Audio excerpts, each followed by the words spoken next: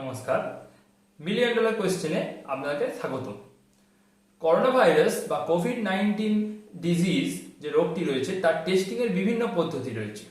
এই সম্পর্কে অলরেডি আমরা একটি ভিডিও বানিয়েছি, সেটা উপরে আপনারা লিংক পেয়ে যাবেন। তার মধ্যে একটা খুব গুরুত্বপূর্ণ পদ্ধতি হচ্ছে র্যাপিড কিট পদ্ধতি, যে পদ্ধতিতে আমরা খুব অল্প সময়ের মধ্যে অনেক মানুষকে এই করোনা ভাইরাস তার পজিটিভ না নেগেটিভ, অর্থাৎ তিনি করোনা ভাইরাসে আক্রান্ত কিনা সেটা একটা মোটামুটি ভাবে বলে দিতে পারি। তো চলুন আজকে জেনে নিই এই র্যাপিড কিট টেস্ট পদ্ধতিটা কিভাবে করা হয়, বা আপনি নিজে কিভাবে এই কিট পদ্ধতির সাহায্যে করোনা ভাইরাস টেস্ট করতে পারবেন। আপনারা দেখতে পাচ্ছেন এটা একটা করোনা ভাইরাস কিট। তো এটা মোটামুটি সাইজ এরকম হয়, আমরা একটু বড় করে এঁকেছি যাতে করে আপনার বুঝতে সুবিধা হয়। তো এই কিটটা কিরকম না, কিটের একটা নিচের অংশ রয়েছে, একটা উপরের অংশ রয়েছে। তো নিচের অংশে আপনি দেখবেন যে একটা এরকম গোলাকার বা চৌকাকার একটা অংশ রয়েছে, সেখানে আপনি কি করবেন না স্যাম্পেল বা ব্লাড দেবেন। আর তার তলায় আরেকটা এরকম চৌকো অংশ থাকতে পারে, সেখানে আপনি দেবেন বাফার সলিউশন। এই বাফার সলিউশনটা পাবেন কোত্থেকে না, বাফার সলিউশনটা কিটের সঙ্গেই থাকবে। সেটা কিরকম না, একটা আই ড্রপ যেরকম বোতল হয়, মানে চোখে ড্রপ দেওয়া, সেই রকম একটা ছোট্ট বোতল, তার ভিতরে একটা সলিউশন বা একটা দ্রবণ আছে আর কি, একটা তরল পদার্থ আছে, সেটা আপনাকে দিতে হবে। এখন এই কিটের একটা অংশ এখানে থাকতে পারে বা দুটো আলাদা আলাদা অংশ থাকতে পারে, যেটা ডিপেন্ড করছে যে কি কিট আপনি ইউজ করছেন। বিভিন্ন কোম্পানি কিট বানিয়েছে, তো কোনো কোনো কোম্পানি এখানে একটাই অংশ রেখেছে, কোনো কোনো কোম্পানি দুটো আলাদা করে রেখেছে। তো যদি দুটো আলাদা থাকে তাহলে ওপরের অংশটা আপনি দিচ্ছেন ব্লাড, কারণ এই পরীক্ষাটা রক্তের পরীক্ষা, একটা এক ড্রপ ব্লাড লাগছে। সেটা আপনি কোত্থেকে পাবেন, সেটা আপনি পাচ্ছেন আপনার যার পরীক্ষা করছেন, বা আপনি যদি নিজেই পরীক্ষা করেন তাহলে আপনার নিজের আঙুল থেকে আপনাকে এক ড্রপ ব্লাড নিতে হবে।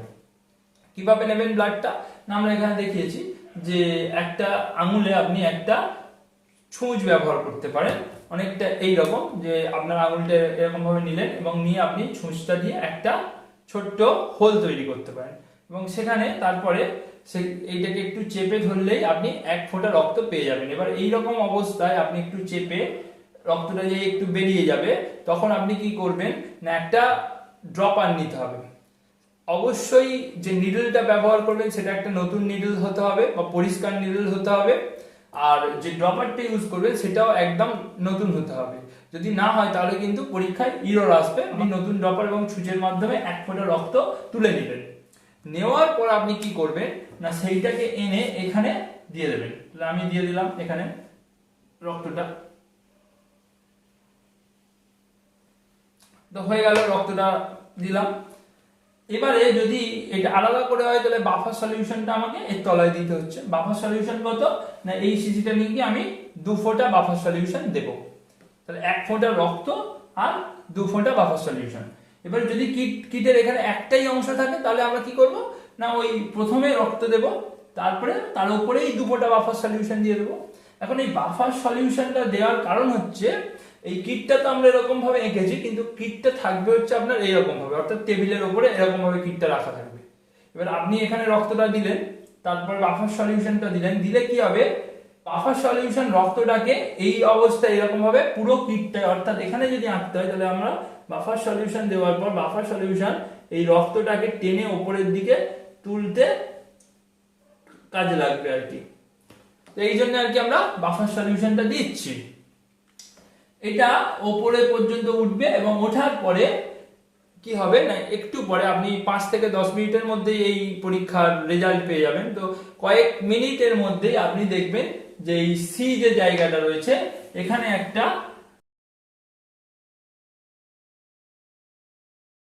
এই সি যে অংশটা রয়েছে সেখানে দাগ চলে আসবে। সিটা কি না, সিটা হচ্ছে কন্ট্রোল লাইন, অর্থাৎ পরীক্ষাটা যে ঠিকভাবে সম্পন্ন হয়েছে, অর্থাৎ এই যে রক্তটা পুরো এই পর্যন্ত উঠেছে এটা বোঝার জন্য এটা একটা কন্ট্রোল লাইন করা হয়েছে। কন্ট্রোল লাইনে একটা যদি দাগ চলে আসে তাহলে আপনি বুঝলেন যে পরীক্ষাটা আপনার ভ্যালিড, অর্থাৎ পরীক্ষাটা সঠিকভাবে সম্পন্ন হয়েছে।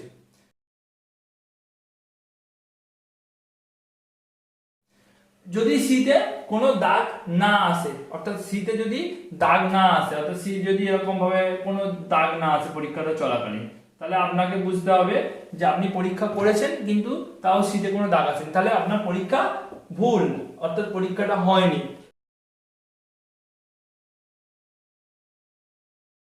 তাহলে এইভাবে আমরা বুঝতে পারছি যে এই কিটে প্রবলেম রয়েছে, তখন আমরা বলবো যে এই কিটটা ঠিক নয়, ভুল, অর্থাৎ প্রবলেম কি, তাহলে আমাদের কিটটাকে চেঞ্জ করতে হবে।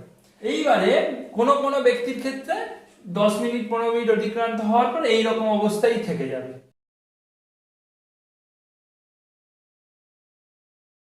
আর কোনো কোনো ব্যক্তির ক্ষেত্রে তার তলায় আরো দুটো ব্যান্ড আসতে পারে,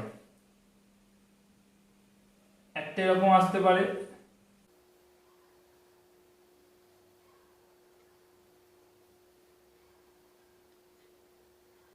আর একটা এরকম আসতে পারে। তাহলে এরকম দুখানা ব্যান্ড চলে আসতে পারে।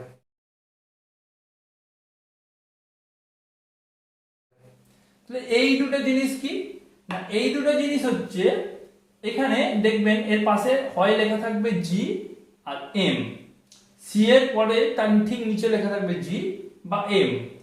কোনো কোনো কিটের ক্ষেত্রে এখানে জি আর এম এর বদলে লেখা থাকতে পারে 1 2। কোনো কোনো কিটের ক্ষেত্রে আরো লেখা থাকতে পারে আইজিজি এবং আইজিএম। যাই লেখা থাকুক না কেন, বিষয়টা হচ্ছে একদমই এক। জি মিন্স আইজিজি আর M means IGM, 1 means IGG, 2 means IGM, অর্থাৎ মানেটা হচ্ছে আইজিজি এবং আইজিএম। এই আইজিজি আর আইজিএমটা কি? আইজিজি আর আইজিএমটা হচ্ছে এক ধরনের অ্যান্টিবডি। দেখুন আমরা বলেইছি, টেস্ট করার সময়ই বলেছি যে rapid antibody test for COVID-19, অর্থাৎ করোনা ভাইরাসের র্যাপিড অ্যান্টিবডি টেস্ট। র্যাপিড কেন না, খুব দ্রুত গতিতে হচ্ছে, মাত্র 10-15 মিনিটের মধ্যেই হয়ে যাচ্ছে। আর এটা কি মাপছে না, অ্যান্টিবডিটাকে মাপছে। তাহলে এই যে দুটো আইজিজি এবং আইজিএম, এই দুটো হচ্ছে কি না অ্যান্টিবডি। এই অ্যান্টিবডি জিনিসটা কি তাহলে আমাদের একটু বুঝতে হবে, না হলে আমরা বুঝতে পারবো কোভিড-19 যে রোগটা রয়েছে এটা মূলত শ্বাসতন্ত্রের রোগ, অর্থাৎ এই করোনা ভাইরাসটা আমাদের নাকের মধ্যে দিয়ে ঢুকে যাচ্ছে, গিয়ে আমাদের ফুসফুসে বাসা বাঁধছে। তো সেই কারণে আমরা একটা রোগীর ফুসফুসকে দেখানোর চেষ্টা করেছি, দেখুন তার ফুসফুসের মধ্যে করোনা ভাইরাস রয়েছে। এবারে এই করোনা ভাইরাস যখনই তার ফুসফুসের মধ্যে ঢুকে যাবে, তখনই কি হবে, ধরুন চোর, এবং সে যদি কারো কোনো বাড়ির মধ্যে ঢুকে যায়, তাহলে তার বিরুদ্ধে নিশ্চয়ই পুলিশ অ্যাকশন নিতে শুরু করবে। তো এবারে আপনি ধরুন যে ঢুকে গেল সঙ্গে সঙ্গে, সঙ্গে সঙ্গে তো নিশ্চয়ই পুলিশ আসবে না, কয়েক ঘন্টা পরে পুলিশ আসবে। আর এই ক্ষেত্রে কি হবে না, করোনা ভাইরাস ঢুকে যাওয়ার কয়েকদিন পরে এর বিরুদ্ধেও তাহলে একটা সিকিউরিটি তৈরি হবে আমাদের শরীরে, সেটাই হচ্ছে অ্যান্টিবডি। ভাইরাসটাকে আমরা বলছি অ্যান্টিজেন, আর তার বিরুদ্ধে যেটা তৈরি হচ্ছে সেটাকে আমরা বলছি অ্যান্টিবডি। এটা যদি চোর হয় তাহলে অ্যান্টিবডি হচ্ছে পুলিশ। তাহলে ভাইরাসের বিরুদ্ধে যেটা তৈরি হচ্ছে, ভাইরাসটা ঢোকার ফলে যে অনাক্রম্যতা তৈরি হচ্ছে, যে ইমিউনিটিটা তৈরি হচ্ছে, যে প্রতিরোধ ব্যবস্থাটা তৈরি হচ্ছে, সেটাকেই আমরা বলছি অ্যান্টিবডি। এবারে করোনা ভাইরাসের জন্য একেবারে স্পেসিফিক অ্যান্টিবডি রয়েছে, যেমন আমাদের ধরুন গুন্ডারা ঢুকেছে, তাহলে আমাদের গুন্ডা দমন শাখা চলে এলো পুলিশের। আবার ধরুন টেরোরিস্ট ঢুকেছে, তাহলে আমাদের কি হচ্ছে যে টেরোরিস্টের অ্যান্টি টেরোরিস্ট স্কোয়াড যেটা রয়েছে তারা চলে আসছে। তাহলে একদম স্পেসিফিক, যে যার যা যা কাজ রয়েছে তারাই আসবে। ধরুন আগুন লেগেছে, তাহলে ফায়ার ব্রিগেড চলে আসছে। তো সেই রকম আর কি, এখানেও ঠিক সেই রকম করোনা ভাইরাসের বিরুদ্ধে একদম করোনা ভাইরাসকে মারার জন্য একটা স্পেসিফিক অ্যান্টিবডি তৈরি হবে, করোনা ভাইরাসকে মারার জন্যই ওর তৈরি হয়েছে, সে তৈরি হবে। হওয়ার পর কি হবে না, সে করোনা ভাইরাসকে ধরে নেবে, যেমন ভাবে পুলিশ এসে কি করবে, পুলিশ এসে চোরটাকে ধরে নিয়ে চলে যাবে। তো ঠিক একইভাবে করোনা ভাইরাসটাকে সে ধরে নেবে, দেখুন এখানে ধরে নিয়েছে।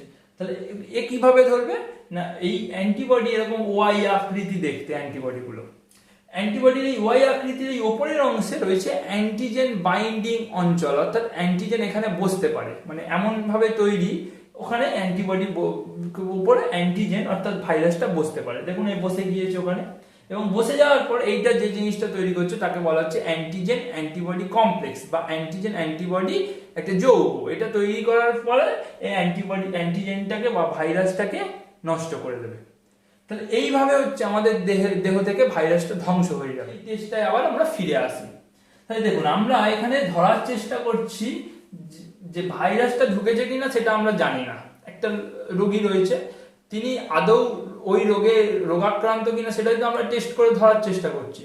কিন্তু আমরা এখানে যেটা করছি এই টেস্টের মাধ্যমে, সেটা হচ্ছে যে আমরা ওসব দেখছি না যে ভাইরাসটা ঢুকছে কি ঢুকছে না, এটা দেখছি না। আমরা দেখতে চাইছি যে ধরুন আমি ছাদ থেকে দাঁড়িয়ে আমি দেখছি যে পুলিশের গাড়িগুলো যাচ্ছে, তাহলে আমি নিশ্চয়ই ধরে নেব যে নিশ্চয়ই কোনো আমাদের পাড়ায় কোনো জায়গায় তাহলে চোর ঢুকেছে, নাহলে পুলিশ কি করতে যাচ্ছে। তো যদি আমরা আমাদের দেহের মধ্যে এই অ্যান্টিবডি গুলোকে দেখতে পাই, খুঁজে পাই, তাহলে আমরা কি বুঝবো যে নিশ্চয়ই আমাদের দেহটা ওই রোগে আক্রান্ত হয়েছে। অর্থাৎ এটা ব্যাক ক্যালকুলেশন। এই টেস্টে আমরা কি খুঁজছি না, ওই অ্যান্টিবডি গুলোকে খুঁজছি, ওই পুলিশ গুলোকে খুঁজছি। অর্থাৎ আমি পুলিশ দেখেছি মানে আমি ভেবে নিচ্ছি যে ওই আমার পাড়ায় চোরটা ঢুকেছে। তাহলে না হলে পুলিশ কি করতে আসতেন না পুলিশ। ঠিক একইভাবে যদি আমার দেহে এরকম আইজিজি আইজিএম পাওয়া যায়, তাহলে কি হবে, আমি বুঝে যাব যে আমার দেহে কোনো এক সময়ে এই রোগটা হয়েছিল বা এখনো হয়েছে। খুব ইম্পর্টেন্ট যে যদি আমি আইজিজি এবং আইজিএম এর মধ্যে কোনো একটা পাই, তাহলে আমি বুঝে যাব, বা দুটোই যদি পাই তাহলে আমি বুঝে যাব যে আমার দেহের মধ্যে কোনো এক সময়ে ওই রোগটা ঢুকেছিল। এবারে কোনো ব্যক্তির ক্ষেত্রে শুধুমাত্র আইজিএম আসতে পারে, শুধুমাত্র আইজিএম আসতে পারে, অর্থাৎ এইটা শুধুমাত্র উপস্থিত হতে পারে, এখানে কোনো দাগ নেই, অর্থাৎ আইজিজির কাছে কোনো দাগ নেই, এরকম হতে পারে। তার কারণ হচ্ছে কি দেখুন, তো করোনা ভাইরাসটা ঢুকেছে, তার বিরুদ্ধে অ্যান্টিবডি তৈরি হবে। এখন অ্যান্টিবডি ধরুন একটা জঙ্গি আক্রমণ করেছে, তাহলে তার বিরুদ্ধে আমাদেরকে ফাইট করতে হবে। তাহলে প্রথমে কারা ফাইট করবে না, পুলিশ ফাইট করবে। তারপরে কারা আসবে, পুলিশের সঙ্গে আরো সাহায্য করতে চলে আসবে সেনাবাহিনী। আমাদের যেই প্রথমে এইটা ঢুকলো, তখনই আমাদের দেহে কি তৈরি হবে না, আইজিএম তৈরি হবে। প্রথম আইজিএম হচ্ছে ফার্স্ট ইমিউন রেসপন্স, এটা তৈরি হবে। কতদিন পরে তৈরি হবে না, 7 দিন পরে। ভাইরাসটা শরীরে ঢোকার 7 দিনের মতো সময় যদি আপনার শরীর ঠিকঠাক থাকে, তাহলে আপনার 7 দিন পরে আইজিএম তৈরি হবে, শরীরের প্রতিরক্ষা যদি ভালো থাকে। আর যদি না থাকে তাহলে তো আপনার আর কিছু তৈরি হবে না, আপনি অসুস্থ হয়ে মারা পড়বেন। তো আইজিএম তৈরি হলো, আইজিএম একে মারার চেষ্টা করছে, যদি না পারে বা পারলেও তাকে সাহায্য করতে আরো কিছুদিন পরে, কতদিন পরে, 14 থেকে 20 দিন, ভাইরাসটা ঢোকার 14 থেকে 20 দিন পরে আরো একটা অ্যান্টিবডি তৈরি হয়ে যাবে, সেটা হচ্ছে আইজিজি। আর আমরা এখানে ঠিক এই দুটো অ্যান্টিবডিকেই ধরার চেষ্টা করছি। এবারে ধরুন আপনি একটা জায়গায় গিয়ে টেস্ট করছেন, সেখানে কে কবে আক্রান্ত হয়েছে আপনি জানেন না, আপনি তার মধ্যে দেখলেন যে আইজিএম পেলেন, তাহলে আপনি এখান থেকে কি বলতে পারেন, ব্যক্তিটি 7 থেকে 14 দিনের মধ্যে রয়েছে। কারণ 14 দিন বা 15-20 দিন হয়ে গেলেই তো তার মধ্যে আইজিজি পাওয়া যেত, কিন্তু আইজিজি পাওয়া যায়নি। তার মানে কি, ব্যক্তিটি করোনা ভাইরাস দ্বারা আক্রান্ত হয়েছে এবং তার আক্রান্তটা রিসেন্ট টাইমে হয়েছে। তাহলে আমরা বুঝতে পারলাম যে এখনো ওই জায়গায় আক্রান্ত হয়ে চলেছে করোনা ভাইরাসের দ্বারা, অর্থাৎ ওখানে অ্যাক্টিভ কোভিড পেশেন্ট রয়েছে। তাহলে আমাদের ওই জায়গাগুলোকে রেড জোন হিসাবে চিহ্নিত করতে হবে সঙ্গে সঙ্গে, কারণ কি ওখানে করোনা ভাইরাস সংক্রমণটা ছড়াচ্ছে। কিন্তু আপনি এমন একটা জায়গায় গেলেন যেখানে দেখলেন কি আইজিজি এবং আইজিএম ম্যাক্সিমাম জনের মধ্যে পাওয়া যাচ্ছে, দুটো করেই, তার মানে আপনাকে বুঝতে হবে কি এখানে সংক্রমণ অনেক পুরনো হয়ে গেছে, অর্থাৎ 20-25 দিন হয়ে গেছে। সেই জন্যই তো দুটো ইমিউন সিস্টেম তৈরি হয়ে গেছে, দুটো প্রতিরক্ষা ব্যবস্থা তৈরি হয়ে গেছে। আমরা এখানটায় দেখতে চাইছি যে সেই ব্যক্তিটা কোনোভাবে কোনোদিন করোনা ভাইরাসে আক্রান্ত হয়েছিল কিনা। আমরা এমনটা এই পরীক্ষার মাধ্যমে বুঝতে পারবো না যে আমরা এখন আক্রান্ত হচ্ছি বা আমরা নিশ্চিতভাবে আক্রান্ত হচ্ছি কিনা, সেটার জন্য আরটিপিসিআর রয়েছে। আমরা এই পদ্ধতিটা কেন করছি সেটা নিয়ে তো আমরা আরেকটা ভিডিও আলাদা করে বানাবো, যে এই পদ্ধতিটার তাহলে গুরুত্বটা কি। এটা তো অনেক ক্ষেত্রে মিসলিডিং ডাটা দেখাতে পারে, হ্যাঁ দেখাতে পারে। তার কারণ হচ্ছে যে রোগীটা সুস্থ হয়ে উঠেছে তার ক্ষেত্রে এটা কিন্তু পজিটিভ দেখাবে, তার কারণ তার দেহে যদি আইজিজি আইজিএম থাকে। এমন তো হতে পারে যে পুলিশ কালকে চোর ধরে ফেলেছিল, তাও পুলিশ ভেবেছে যে আরো চোর থাকতে পারে বা আরেকবার চোরের উপদ্রব হতে পারে, তাই পুলিশ আরেকবার টহল দিতে এসছে। আর আমি ওপর থেকে ছাদ থেকে দেখে বুঝতে পারলাম যে পুলিশ এসছে মানেই চোর। তাহলে এটা তো ঠিক নয়, নাও চোর আসতে পারে। কিন্তু এটা ঠিক যে পুলিশ এসছিল কি জন্য না, ওখানে চোর আসতে পারে এটা ভেবে, অর্থাৎ আগে কোনোদিন এখানে চোর এসেছিল, তাহলে অ্যান্টিবডি তখনই তৈরি হবে যখন কিনা ব্যক্তিটি কোনো না কোনো সময় এই করোনা ভাইরাস দ্বারা আক্রান্ত হয়েছে। এটা দেখে আমরা এইটা বুঝতে পারবো। তার মানে এটা নয় যে তিনি এই মুহূর্তে করোনা ভাইরাসে আক্রান্ত। ওই জন্য আমাদেরকে কি করতে হবে, র্যাপিড কিট টেস্ট করে যদি পজিটিভ আসে, অর্থাৎ পজিটিভ কখন হবে, যখন আইজিএম আর আইজিজি দুটোর মধ্যে একটা অ্যাটলিস্ট পেতে হবে, বা দুটো পেলে তো আরো ভালো। তাহলে আমাদের তখন আমরা বলবো তিনি করোনা ভাইরাস দ্বারা পজিটিভ।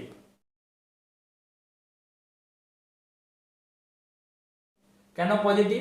না, তার মধ্যে করোনা ভাইরাস সংক্রমণটা ঘটেছে, এটা একদম নিশ্চিত, এটা এই টেস্ট দিয়ে বোঝা যাচ্ছে। কিন্তু এই মুহূর্তে সংক্রমণটা কোন স্টেজে রয়েছে, অর্থাৎ করোনা ভাইরাস এই মুহূর্তে তাকে গিয়ে মেরে ফেলতে পারে, এটা আমরা এই পদ্ধতির দ্বারা বুঝতে পারবো না। তার জন্য আমাদেরকে আরটিপিসিআর করতে হবে। এই আরটিপিসিআর সম্পর্কে ডিটেলস ভিডিও আমরা বানাবো, সেটা আপনি দেখবেন, উপরে ডেসক্রিপশনে দিয়ে দেওয়া হবে। তো এবারে নেগেটিভ কখন? নেগেটিভটা খুব সহজ। নেগেটিভ করতে গেলে কি না, যদি এই এইটা এবং এইটা যদি কিছু না আসে, অর্থাৎ শুধুমাত্র কন্ট্রোল লাইনে কিন্তু আসতে হবে, ভালো করে বুঝতে হবে। কন্ট্রোল লাইনে কিন্তু একটা দাগ থাকতেই হবে, তবে কিন্তু ভ্যালিড টেস্ট। শুধুমাত্র কন্ট্রোল লাইনে এলো কিন্তু আইজিজি আইজিএম আসেনি, তার মানে এটা নেগেটিভ। এখন এই নেগেটিভ এলো মানে আপনি করোনা ভাইরাস দ্বারা আক্রান্ত হননি, এটা বোঝা যাচ্ছে।